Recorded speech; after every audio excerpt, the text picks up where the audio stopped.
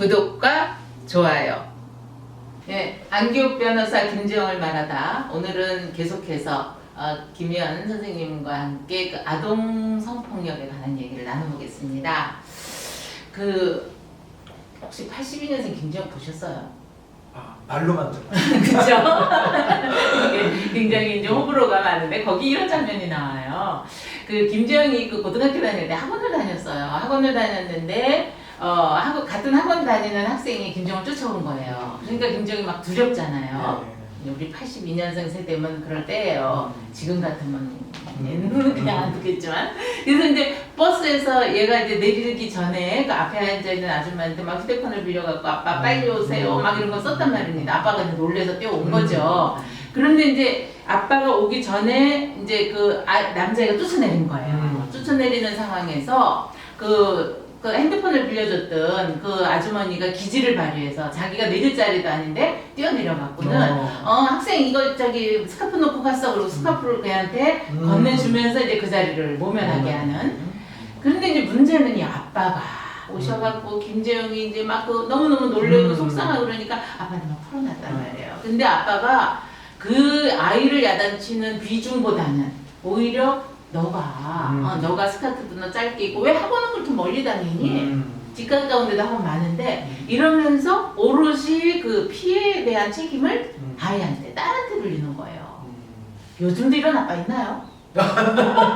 없지 않을까요? 요즘은 자식들이 귀해가지고 그런 건 없을 것 같긴 한데 이제 두 가지 생각이 드는 것 같아요. 이제 하나는 그 아버지도 되게 당황했을 가능성이 있을 것 같아요. 그 상황에 대해서 본인도 놀래서 아이한테 내가 어떻게 얘기를 해야 되고 어떻게 행동을 해야 될지 모르겠으니까 그냥 제일 쉽고 간편하고 또 지금까지 본인이 알고 있는 방식이 뭐냐면 그냥 아이를 야단쳐보는 단속하는 거. 단속하는 거. 너가 이렇게 했어야 돼. 네가 이렇게 하면 되고. 이런 식으로 이제 원인을 다 아이한테 이제 귀속시키는 작업이 아니었던가 싶어요. 근데 오늘 선생님하고 말씀 나누면서 제가 느낀 게 우리가 그런 교육을 못 받았다는 거. 그쵸? 여지껏 이게 안 벌어지진 않았을 텐데도 그냥 쉬쉬하면서 심지어는 우리 성폭력에 관한 것이 이렇게 무슨 이게 사회적으로 노출되는 게 2%뿐이 안 된다 그러잖아요. 그러니까 우리가 그런 문화에 살았기 때문에 그런 게 아닌가 싶은데요. 오히려 제가 그래서 변호사님한테 여쭙고 싶어요. 저한테요? 네네네. 네.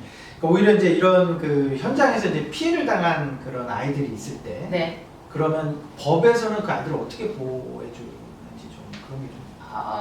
예. 법에서는 지금 법은 아주 잘 돼 있습니다. 일단은요.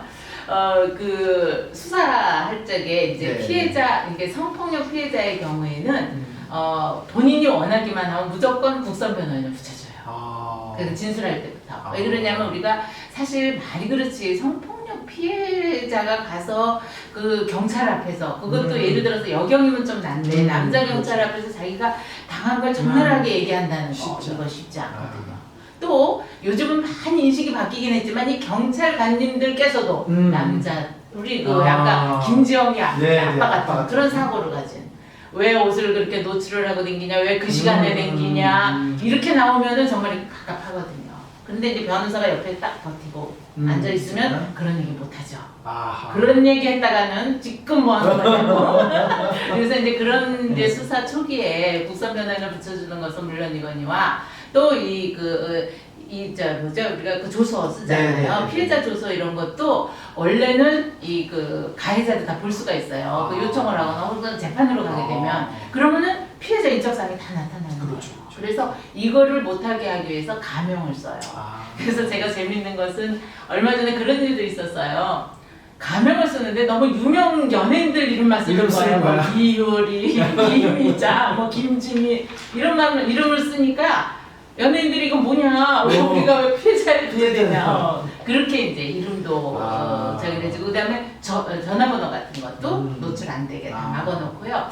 여러 가지 방법을 씁니다. 또 이제 법원까지 넘어가서 재판까지 받을 경우에는 만약에 가해자가 자기가 한 행위를 부인을 하잖아요. 그러면은 피해자가 증인으로 나와야 돼요. 부인을 하게 될 경우에. 그럼 이게 대면에서 진술을 한다는 게 얼마나 두려워요. 그래서 그럴 때는 또 이렇게 칸막이를 쳐서 얼굴을 대면하지 않게 따로 증인실에서 하는 이런 여러 가지 그 수사 절차에서부터 법의 재판까지 다 보호는 하고 있는데요. 그럼에도 불구하고 그 뭐 법정까지 가야 되는 이런 상황이 벌어지면 매우 스트레스죠. 힘들죠. 네. 그럼 이제 조금 더 한 가지 궁금한 건 네. 이제 그런 또 학교 안에서 벌어질 수 있는 일들도 있잖아요. 그렇죠. 네. 그런 네. 경우에는 좀 다른가요? 그렇게 좀. 학교 안에서 벌어지는 일은 그게 만약에 그 학생이 그 학령 연령이 그 형사처벌을 받을 그 나이가 된다면 형사적인 제재도 가해져요. 그런데 이제 그 나이가 안 되는, 그러니까 지금 현재는 우리가 이제 14세 미만의 네. 아이들은 이제 형사 미성년자라고 해서 네. 형사처벌을 안 하거든요. 네. 물론 이번에 이제 그걸 한 살 낮추려고 정부안이 준비 중에 있기는 한데요. 그래서 그럴 경우에는 이제 우선은 학교 안에서는 이게 성폭력이 됐든 그냥 일반 폭력이 됐든 학교 폭력으로 치부가 되죠. 그래갖고 학교 폭력으로 처리가 될 때는 이제 학폭위가 열립니다. 학교 폭력 그 위원회가 열려서 거기에서 그 아이의 그 정도와 그 또 이후에 그 뭐 사과하는 방법이라든가 여러 가지를 고려해서 뭐 심한 경우에는 지금 뭐 의무교육에서는 퇴학은 없으니까 퇴학은 못 시키지만 전학을 시킨다거나 가장 뭐 아주 약한 정도다라고 하면은 뭐 서면 사과도 있고 뭐 반을 바꾸게 하는 경우도 있고 접근 금지를 하는 경우도 있고 이런 여러 가지 조치들을 취하고는 있어요. 그런데 이제 이것은 이제 그 학교 폭력 중에 학교 성폭력 중에서 그 학생들 간에 있었던 거고 그렇죠. 예를 들어서 뭐 교사가 만약에 그런 가해자다 그런 얘기가 다르죠. 그거는 일반 사회 형사법적인 그런 처벌을 받게 되죠. 그렇군요. 네. 아이고. 저기 궁금하신 게 또 있을 것 같아요. 남자분들이 주먹으로 가는 것만, 봉으로 하는 그렇죠. 것만 폭력이냐. 아니 안 그래도 지금 제가 여쭤봐도 되나? 어쩌나 이제 이러고 있었는데, 그러니까 이제 뭔가 이게 말로라도 좀 그럴 수도 있을 것 같아요. 뭐 말로. 제가요. 예. 최근에 되게 재밌는 전화를 받았어요. 네네네. 혹시 이 방송도 그 어른이 시청하고 계실지는 모르겠는데 네네. 60대 한 중후반 되신 분이에요. 그런데 이 어른이 막 너무 화가 나고 저한테 전화를 하신 거예요. 그래서 왜 무슨 일이 있으셨어요? 그랬더니 내가 자주 가는 다방이 있거든. 그 다방에 가서 내가 그 다방 마담이 오늘 차 뭐 드실래요? 그래서 네. 내가 정력에 좋은 차 이랬더니 다방 주인이 얼굴이 확 변하면서 그거 성폭력이다, 성희롱이다. 나한테 당장 사과하지 않으면, 당장 사과하지 않으면 내가 그냥 안 두겠다. 그러니까 이 어른이 너무 당황하신 거예요. 그래가지고 저한테 전화를 해서 안 변호사님 그런 말한 것도 이게 성희롱이 돼요? 그러더라고요. 제가 뭐라 그랬겠어요. 뭐라고 하셨어요? 정말 그것이 이게 성희롱이나 이런 것은 다른 게 기준이 아니에요. 그 들은 사람이 그 말을 들으면서 성적 수치심을 느꼈느냐. 그게 제일 중요하겠죠. 한마디로 그런 얘기를 왜 해요? 거기다 대고 그냥 뭐 맛있는 차 이러면 될 걸 왜 거기.